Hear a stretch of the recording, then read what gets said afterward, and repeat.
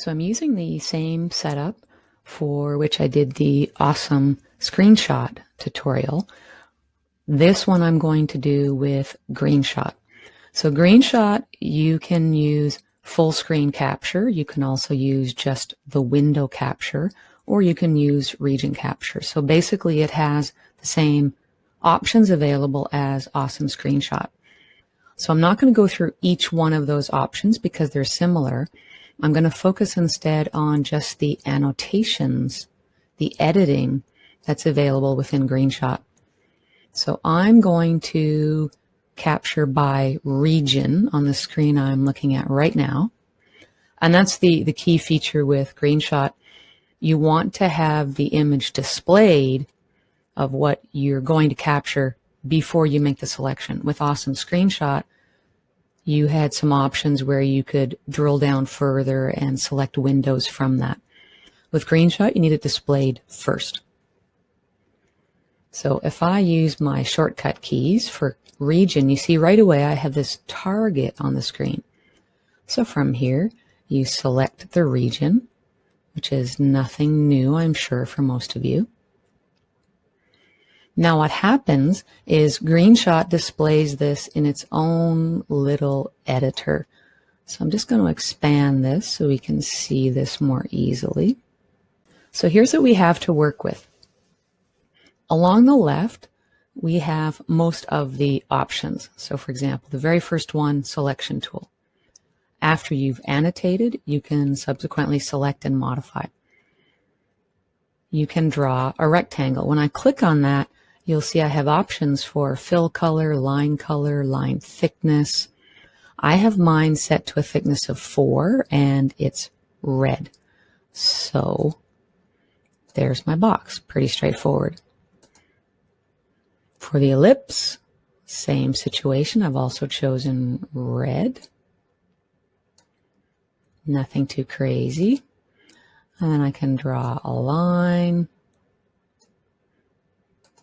I can draw an arrow. I can freehand. I am not good at freehand, but if you are, you have the option here. You can add a text box. So we'll draw this text box and let's type something. And now if I were to select from the selector tool, I can select that item and then move it around different places. Or I can modify, let's make the text larger. There we are. So lots of options. This is a neat one, the speech bubble. So let's do a speech bubble right here. And then you can drag this bubble in different places. That's kind of a neat little feature. Here's one that I use quite a bit, a counter.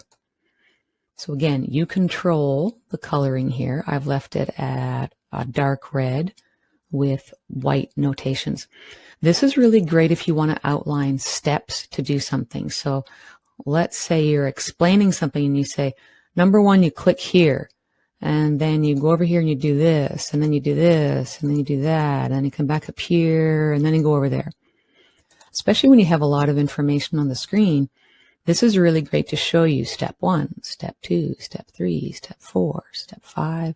You also have highlighting. Nothing too crazy there, except I find this one easier than Awesome Screenshot because I get to draw a rectangle.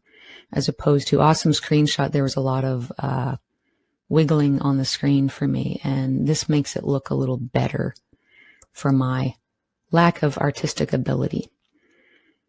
We also have obfuscation. This is just blurring or masking, whatever you want to call it. Let's try this on some text. So this is a little bit different than how Awesome Screenshot does it. Awesome Screenshot does one big blur. This is more of a pixelated reference. So depending on which one you prefer, use a different tool. Now you can crop here as well. You can also rotate. which is a super nice feature to have. You can even rotate in different directions. You can resize the information. So you have a pixel reference here. You can decide what size you want to make that, which is a nice feature as well. And there are special effects. So we can add a border. And you can modify that color if you wanted to. You can add a drop shadow. So now you see the effect that has on the screen here. So remove the drop shadow. What if I add a torn edge? So now you see the edging is torn. Remove that. Let's try another effect. Grayscale. Pretty neat. Remove that. And the last one, invert. So this is kind of a neat feature too. So you have a lot of different options here. Plus, in the preferences, I set mine up so that it automatically saves the file as soon as the image is captured. Once you've done your annotations, you can click Save again, and that will save the annotations. So pretty cool overall. Now, one of the big features for me using this is if we're in some software that has drop downs. Generally speaking, if you try to use print screen or alt print screen, I'm speaking from a Windows perspective, obviously, you don't get to keep drop downs on the screen. They will disappear when you activate those keys. So instead, let's say I choose something like this. With all of this displayed, if I now engage my keyboard shortcut, you'll see it remains on the screen. How nice is that? And then you can actually use that to explain to people what to click and where to click and all the information surrounding that. So that's one of the key features of Greenshot for me when I'm doing any kind of tutorial, being able to show that step through in menus. Love that. And there you have it. That's a very quick run through of the features available in Greenshot.